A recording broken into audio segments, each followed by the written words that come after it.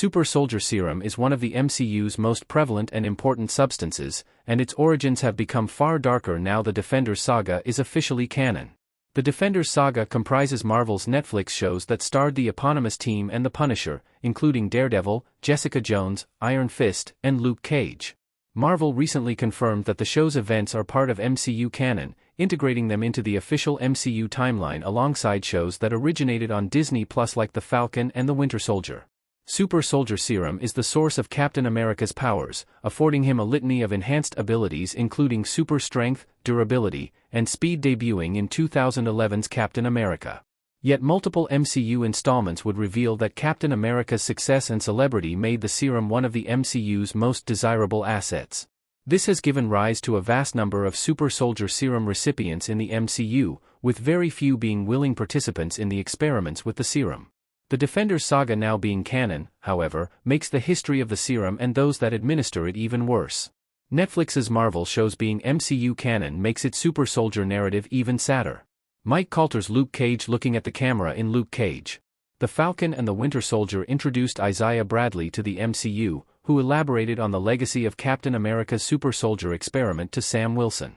This involved the U.S. government's attempts to replicate what was achieved with Steve Rogers on its soldiers participating in the Korean War, with Isaiah Bradley and his comrades being administered the serum against their knowledge.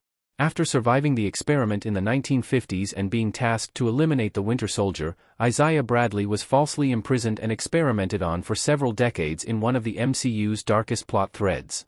Luke Cage being canon shows that this bleak history has continued, with Cage's powers being bestowed by similar experimentation on Seagate prison inmates.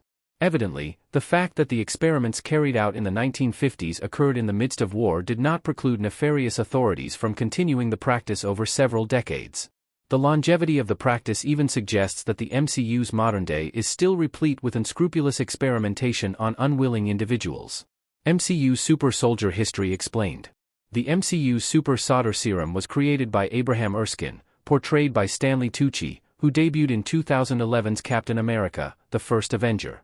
An early sample of Erskine's formula was taken by Johann Schmidt, transforming him into the Red Skull, before the refined version was administered to Steve Rogers, turning him into Captain America.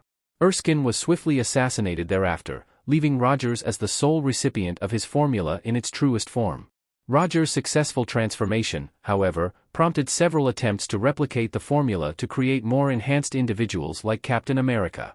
These attempts had varying degrees of success, with the likes of Bucky Barnes, Isaiah Bradley, and Red Guardian being among those who came closest to measuring up. In nearly all cases, however, the replication of the Super Soldier Serum and its administration was nefariously clandestine, especially in the case of Bradley and his cohorts. The most recent recipient of a replicated serum is John Walker, whose failure to carry the Captain America mantle helped to demonstrate how dangerous the serum can be when in circulation after he murdered a surrendering flag smasher.